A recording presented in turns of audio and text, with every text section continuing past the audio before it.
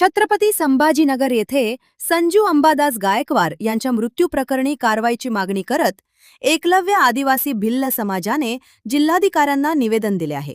दोषींवर तात्काळ कठोर कारवाई न झाल्यास बेमुदत उपोषणाचा इशारा देण्यात आला।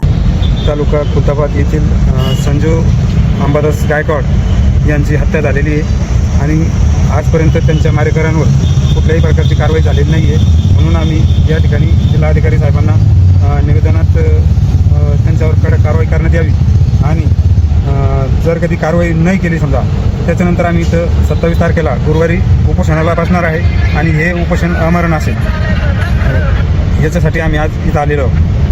पोलीस स्टेशनला आमची तक्रार घेतली नाही। बाजार सांगी पोलीस स्टेशनला आम्ही तक्रार केली होती, पण त्या तक्रारीचा तिथं काहीच उपयोग झाला नाही आणि त्यांनी आणखी या मुलांना धमक्या दिल्या।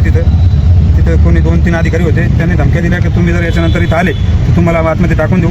तर यांच्यावर कडक योग्य ती कारवाई करण्यात यावी अशी निवेदनात आमची मागणी आहे। आणि हे जिल्हाधिकारी साहेबांना पण आम्ही निवेदन दिलं, पोलीस अधीक्षक साहेब ग्रामीण यांना पण आम्ही निवेदन देणार आहे आणि पोलीस निरीक्षक साहेब सिटी चौक पोलीस स्टेशन यांना पण आम्ही पत्र पाठवलेलं आहे आणि माननीय पोलीस उपनिरीक्षक अधीक्षक साहेब कन्नड यांना पण आमचं एक निवेदन राहणार आहे।